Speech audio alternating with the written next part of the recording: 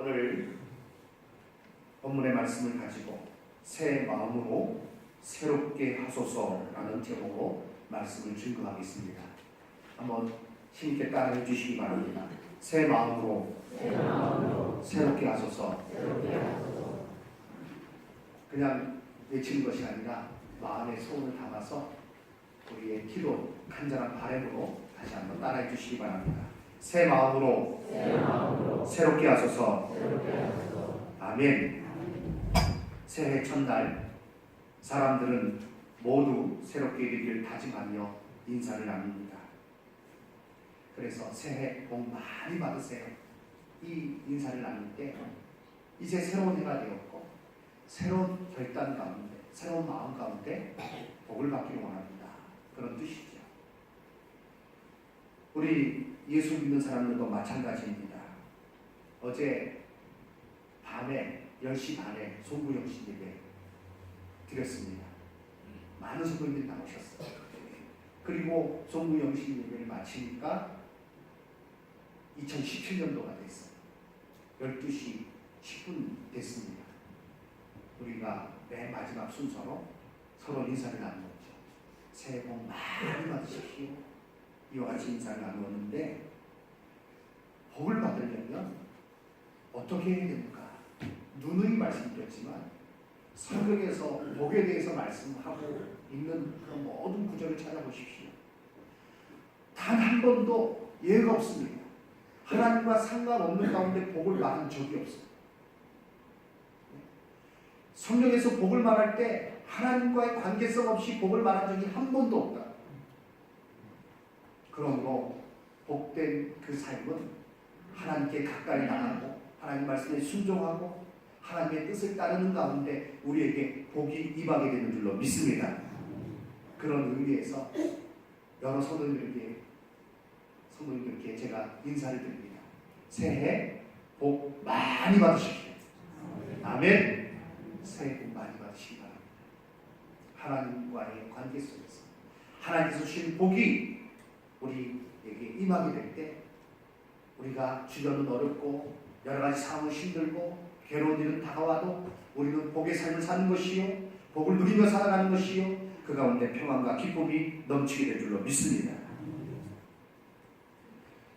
올해 우리 교회 표어가 본문 말씀의 제목이 오늘 말씀의 제목이 새 마음으로 새롭게 하소서. 2017년도 표어입니다. 2017년도 맞이하면서 감사한 일 중에 감사한 일은 우리 모든 성도들이 그토록 고대하던 새 예배당에서 예배드릴 수 있게 된 일입니다. 하나님의 은혜입니다. 그런데요, 우리가 한 가지 생각해 봐야 될 것은 새 예배당에서 예배드린다고 해서 새로워지는 것은 아니라는 것입니다. 내가 새 예배당에 와서 이 자리에 앉아 있는다고 해서 새로워지는 것은 아니에요. 우리가 진정 새로워지려면 그 가운데서 복을 얻으려면 우리의 심령이 새로워져야 될 줄로 믿습니다. 그래서 오늘 이 말씀을 준비했습니다. 올해 우리 교회가 1년 동안 나아갈 방향이기도 합니다. 왜 새롭게 되어야 됩니까? 그리고 어떻게 새롭게 될 수 있습니까? 첫 번째, 우리가 왜 새롭게 되어야 하는지에 대해서 이 시간에 생각해 보겠습니다. 하나님의 이름을 위하여 새로워져야 합니다. 새롭게 되어야 될 이유, 하나님의 이름을 위하여 새롭게 되어야 할 것입니다. 한번 따라해 주시기 바랍니다. 하나님의 이름을 위하여 새로워져야 합니다. 아멘. 오늘 에스겔 36장 말씀을 읽었습니다. 36장의 내용은 이스라엘 백성이 비난과 조롱을 받습니다. 그 슬픈 현실이 지금 이스라엘 백성들이 당하고 있는 현실이에요. 왜 근데 이와 같이 비난과 조롱을 받는 백성이 되었는가? 하나님께서 말씀을 주셨습니다. 명령을 주셨습니다. 그런데 그 말씀에 순종하지 않아요. 그래서 하나님께서 어쩔 수 없이 그 백성을 심판하시는 가운데 바벨론이라는 나라가 도구로 쓰임받았어요. 바벨론이 쳐들어와가지고요, 이스라엘 나라를 황폐하게 만듭니다. 예루살렘 성은 돌 위에 돌 하나 남아 있지 않고 다 무너졌어요. 성전은 파괴됐어요. 가옥들은 불타요. 성문도 불타버렸습니다. 그리고 유능한 사람, 좀 똑똑한 사람은 다 잡아가버려요. 가서 포로가 됩니다. 그 땅에 남아있는 백성들, 이 바벨론에서 다른 나라 이주 정책을 써가지고요, 다른 나라 사람들이 들어와서 사는 가운데 혼합되는 그런 어떤 일들이, 다른 민족과 섞이는 일이 벌어지고야만 합니다. 그리고 그 가운데 조롱을 받습니다. 어떤 조롱을 받는가? 야, 너희 하나님이 천지를 창조하신 하나님이라며, 온 세계에서 유일하신 하나님이시라며, 모든 왕의 왕이 되신 하나님이시라며, 그런데 지금 너희들의 꼴을 한번 봐라. 너희들의 지금 처지를 한번 봐라. 하나님 정말 맞는 거냐? 하나님 정말 너희를 지키시기는 하는 거냐? 하나님 정말 살아계시긴 하는 거냐? 하나님의 이름이 모욕을 당합니다. 조롱거리가 됩니다. 이런 가운데 지금 백성들이, 이스라엘 사람들이 거하고 있는 것입니다. 바벨론에 의해 예루살렘은 파괴되고 백성은 포로로 잡혀가고 수치를 당하고, 그런 상황 가운데 결국 하나님의 이름이 멸시되는 이 일이 벌어지고야 합니다. 그런데 하나님께서 이걸 모르시는 게 아니에요. 아시지만, 그러나 그 백성을 위하여 그들의 죄를 깨닫게 하기 위해서 이렇게 하신 것입니다. 그런데 여기서 끝인가? 끝이 아니라는 것입니다.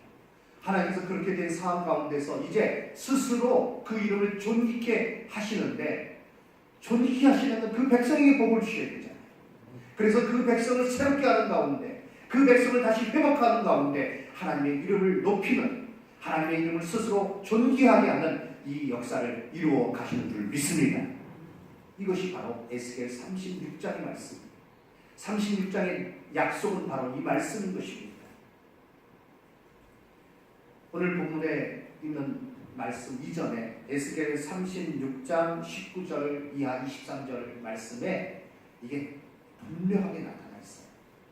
제가 화면을 준비했는데요, 우리 다 같이 좀 길지만 19절부터 23절 말씀까지 또박또박 이 말씀을 좀 생각하시면서요 함께 읽도록 하겠습니다.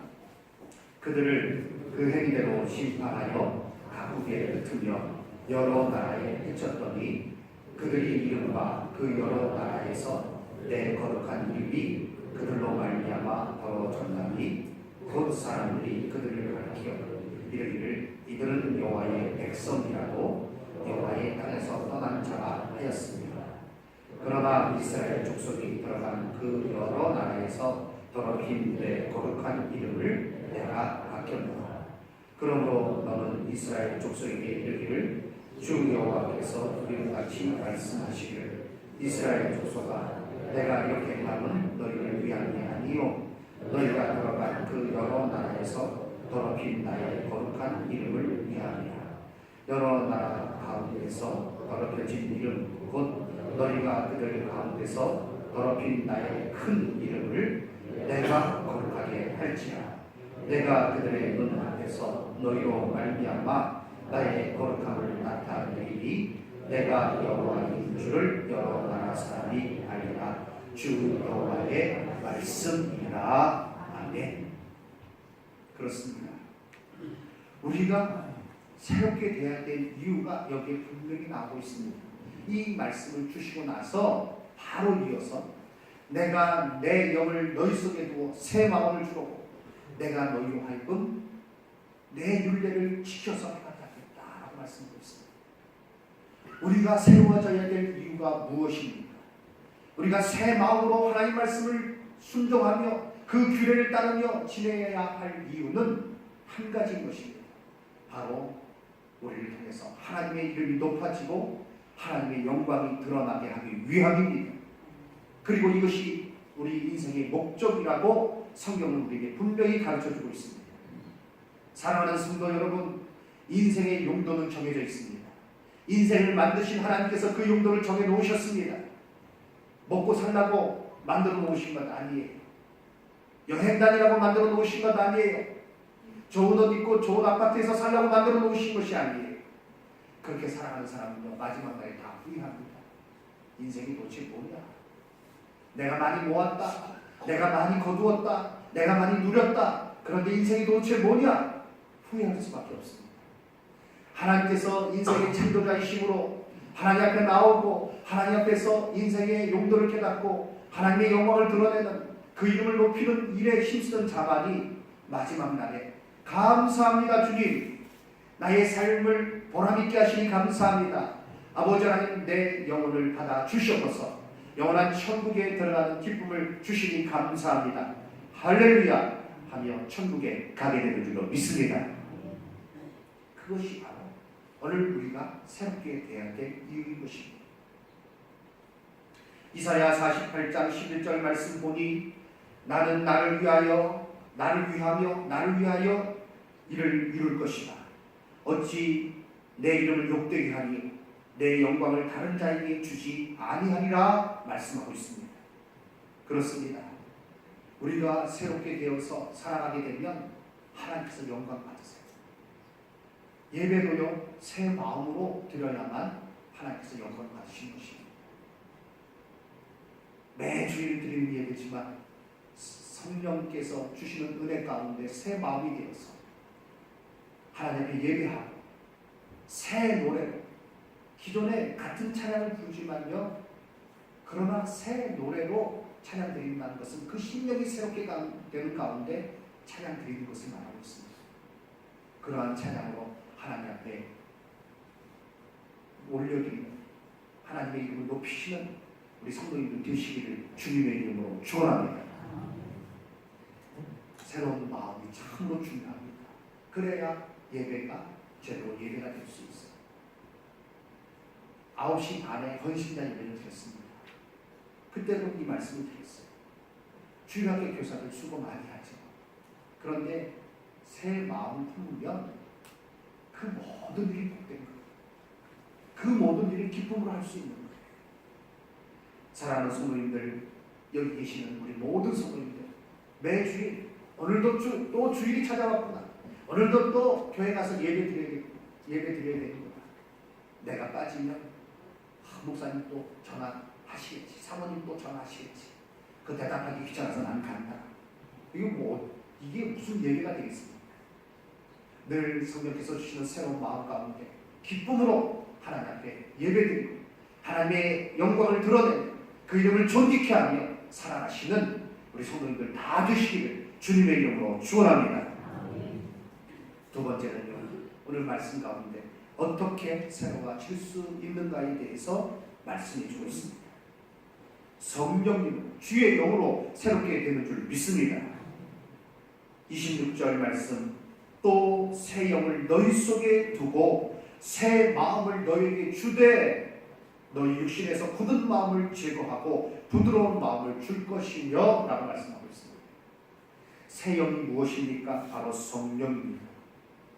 새로워지는 것을 모두 원하지만 근본적으로 새롭게 되어 날마다 새로운 삶을 살아갈 수 있는 방법은 딱 한 가지인 것입니다. 바로 성령의 역사가 있어야만 그렇게 된다는 거죠. 디도서 3장 5절 말씀에 우리를 구원하시되 우리가 행한 바 의로운 행위로 말미암지 아니하고 오직 그의 긍휼하심을 따라 중생의 씻음과 성령의 새롭게 하심으로 하셨나니. 성령께서 우리를 새롭게 하시는 분이에요. 그렇습니다. 오늘 본문에서도 분명히 말씀해 주고 있습니다. 또 새 영을 너희 속에 두고 새 마음을 너희에게 주어서 너희 육신의 굳은 마음을 제거해버리고 부드러운 마음을 줄 것이다. 그래서 내 율례를 지켜 행하도록, 내 규례를 지켜 행할 수 있도록 하겠다라고 말씀하고 있습니다. 이 일을 통해서 하나님께서 영광 받으시는 것이요 하나님의 이름이 존귀케 되는 것입니다. 에스겔 11장 19절 이하의 말씀에서도 이것을 우리에게 정확하게 가르쳐주고 있습니다. 내가 그들에게 한 마음을 주고 그 속에 새 영을 주며 그 몸에서 돌같은 마음을 제거하고 살처럼 부드러운 마음을 주어 내 율례를 따르며 내 규례를 지켜 행하게 하리니 그들은 내 백성이 되고 나는 그들의 하나님이 되리라.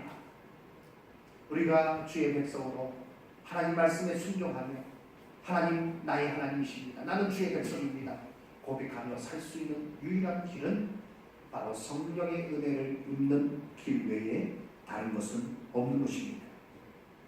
이 말씀은 오순절 성령의 강림하심으로 그 약속이 성취되었습니다. 사도행전 2장 38절 말씀에 예수 그리스도의 이름으로 우리 자신의 죄를 회개하면 하나님께서 용서하시고 새 삶을 살 수 있도록 성령을 선물로 주신다. 이 말씀을, 이 약속의 말씀을 우리에게 주셨습니다. 우리 사도행전 2장 38절 말씀 다 같이 한번 읽겠습니다. 베드로가 이르되 너희가 회개하여 각각 예수 그리스도의 이름으로 세례를 받고 죄사함을 받으라. 그리하면 성령을 선물로 받으리니. 그렇습니다. 성령께서 내게 임하시면 내 마음속에 새로운 생각이 떠오르는 것이, 새 사람으로 그리고 하나님 기쁘시게 하는 일들을 힘쓰며 우리가 살아가게 될 줄로 믿습니다. 초대교회 어떻게 시작되었습니까? 예수님께서 하늘로 올라가시고 난 뒤에 그들은 약속하신 성령을 기다렸습니다. 그러나 두려움이 있었어요. 떨림이 있었어요. 그래서 다락방에 모여서 110명의 성도가 간절히 기도하고 있습니다. 그건 하나의 은밀한 장소에 모인 거예요. 그때에 약속하신 성령이 불의 혀같이 갈라지는 성령의 역사가 각 사람 위에 임하게 될 때 그들이 달라졌어요. 그들이 새로워졌어요. 그래서 이제 성령의 은사로 방언을 말하게 되고요. 그리고 그들은 자리에 앉아있을 수가 없었습니다. 거리로 뛰쳐나갔습니다. 나가서 보는 사람, 어느 나라 사람인지 몰라요. 예루살렘에 그 순례하기 위해서 온 많은 사람들이 있습니다. 그 사람 앞에서 생전 말해보지 않았던 그 말들을 외치기 시작했는데, 그 말들을 통해서 말하기 시작했는데 사람들이 깜짝 놀라는 거예요. 저 사람이 우리와 같이 온 사람이 아닌데, 예루살렘에 있던 토마기로 알고 있는데 어떻게 우리나라 말을 저렇게 유창하게 하느냐. 그런데 그들이 말하는 것은요, 내용은 다른 내용이야. 하나님께서 하신 큰 일, 바로 예수 그리스도에 대해서 증거하기 시작했습니다. 베드로와 요한은요, 많은 사람 앞에 예수 그리스도를 증거하고요, 이 바리새인들과 서기관들, 장로들이요, 위협을 느끼는 가운데 잡아들여요. 다시는 예수의 이름을 말하지 말아요. 그런데 그들이 향해서 얘기합니다. 너희 말 듣는 것이 옳은가? 하나님 말씀 듣는 것이 옳은가? 판단하라. 우리는 이것을 전하지 않을 수 없다. 예수 그리스도를 전하지 않을 수 없다. 이 장로들이 깜짝 놀랍니다. 아니, 무식한 어부인 줄 알았더니 언제 저 사람들이 저렇게 변했냐? 그래서 초대교회 성도들, 사도들이 변한 이유는 무엇입니까? 성령께서 역사하시는 가운데 그 마음이 새로워지고, 그래서 그 은사 가운데, 성령의 은사 가운데 그들이 귀하게 충성하는 놀라운 사람 된 줄로 믿습니다. 사랑하는 성도들, 우리가요, 성령님께서 변화시킨 가운데 새로운 삶을 살고 있습니다. 그러나 우리가 또한 계속해서 기도해야 되는 것은, 기도해야 될 점은 무엇인가 하면 성령 충만하여서 날마다 새로운 마음을 갖게 하옵소서. 처음에 그 예수 믿었을 때 하나님의 사랑, 그 예수 그리스도의 놀라운 은혜, 그것을 전하지 않고는 견딜 수 없는 그 뜨거운 마음, 찬양을 부를 때 눈물이 나오고, 기도할 때 간절하게 기도하게 되고, 예배 시간 너무나 귀하고, 예배 나오는 발걸음이 너무나 복되고, 그래서 즐거운 마음, 야, 언제 주일이 다가오냐, 언제 이렇게 주일이 왜 이렇게 빨리 다가오지 않느냐, 빨리 예배 드리고 싶은데, 그런 마음으로 뜨겁게 신앙생활하는 것. 성령께서 충만하시면, 성령 충만하면 날마다 그 마음 가운데 우리가 살아가게 되는 줄로 믿습니다. 교회에 나오는 발걸음이 참 즐거운 발걸음이 되는 거죠.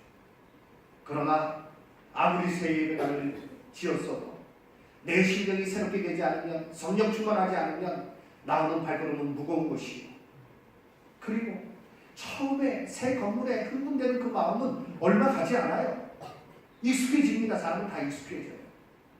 우리는 날마다 성령 충만하여서 새로워지는 가운데 새로운 마음으로 예배드리고 새 찬양으로 하나님께 영광을 돌려드리며 살아가야 될 줄로 믿습니다. 그것이 바로 우리가 새로워져야 되는 것입니다. 제가 전에 섬기던 교회에서요, 그 권사님 이름이 백원사님이세요.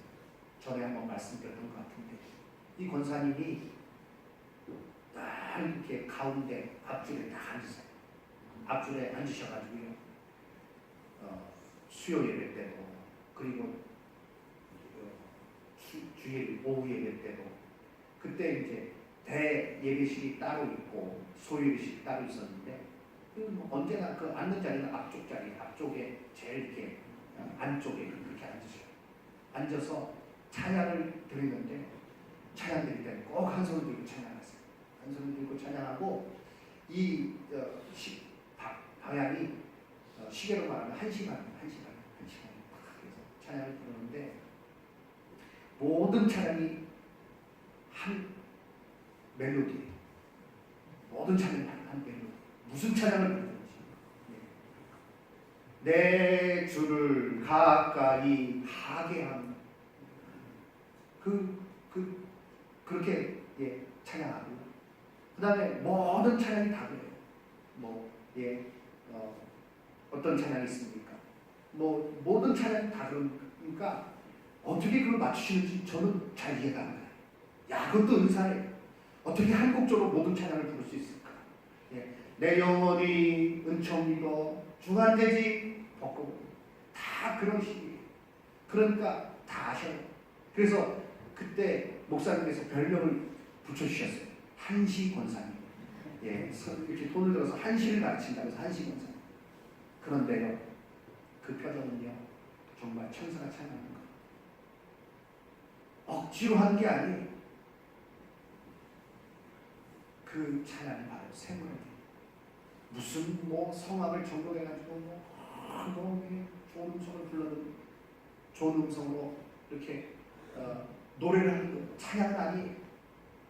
그래서 성도들이 뭔지 알아요. 잘 부르는데 찬양은 아니에요. 야, 저 사람 노래는 잘한다. 그런데 은혜가 안 되는 거예요. 왜? 새 영이 아니기 때문에, 새 마음이 아니기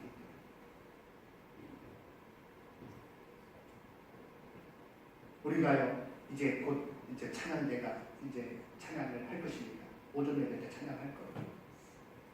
마찬가지. 새 노래로 찬양한다는 건요, 한 번도 불려보지 않은 새로운 작곡과 작사, 그 노래로 한다는 게 아니에요.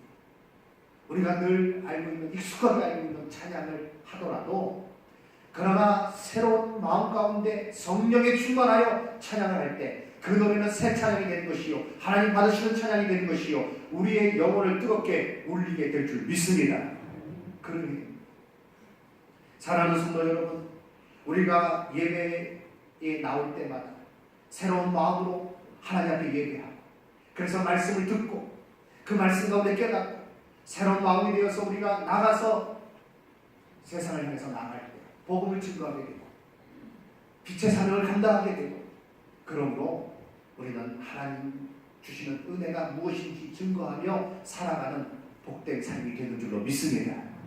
이것이 오늘 에스겔 성경에서 말씀하고 있는 바요, 약속하신 바요, 그 약속된 성령이 우리 가운데 오셨고, 우리가 성령 충만함으로 날마다 깨어서 기도하며 성령 충만함으로 이와 같은 놀라운 은혜 가운데 살아가게 될 줄로 믿습니다. 2017년도는 그야말로 새 마음으로 새롭게 되는 역사가 있기를 주님의 이름으로 축원합니다. 매일매일 새로운 마음으로 예배드리시기 바랍니다. 매일매일 새로운 각오로 하루를 시작하시기 바랍니다. 매일같이 새로운 그런 결단으로 세상을 향해서 주의 사랑과 은혜를 나누며 살아갈 수 있는 우리 여기 계신 모든 성도님들 되시기를 주님의 이름으로 축원합니다. 그러면 이 자리가 참 넘칩니다. 그럴 때 우리 안에 하나님의 역사를 깨닫게 될 줄로 믿습니다.